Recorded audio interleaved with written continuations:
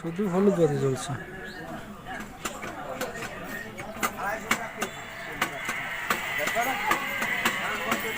তো দেখবো আমরা আসলে এই সমস্যাটা কিসের জন্য, কেন এই লাল বাতি জ্বলে না।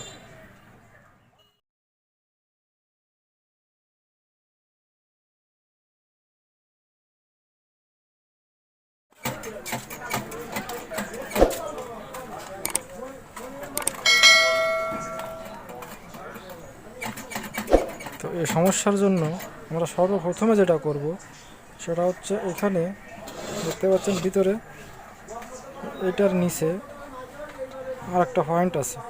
তো ওই পয়েন্টটার এই পয়েন্টে যখন সংযুক্ত হয় তখন লাল বাতি জ্বলে।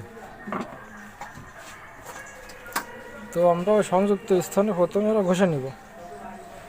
বারবার সংযুক্ত হওয়ার কারণে এখানে ফায়ারিং করে এবং ময়লা পড়ার সম্ভাবনা থাকে এবং অনেক সময় ময়লা পড়ে যায়। তো আমরা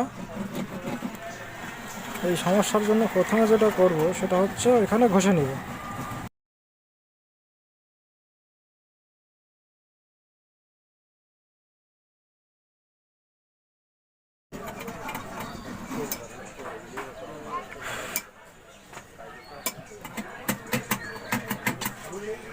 অনেক সময় নিচের পয়েন্টটি অনেক নিচে নিচে চলে যায় সাফ লাগে, তো আমরা সেক্ষেত্রে একটু উপরে উঠিয়ে দিব।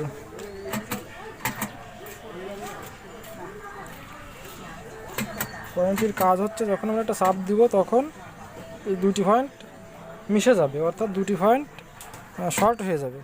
আর যখন ছেড়ে দিব তখন দুটি পয়েন্ট আলাদা হয়ে যাবে। এটি হচ্ছে পয়েন্টটির কাজ। তো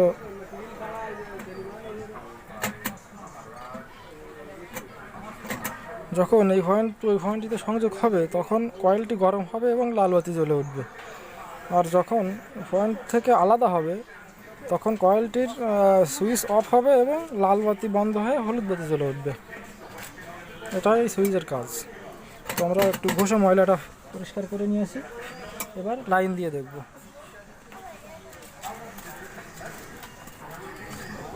এবার দেখুন,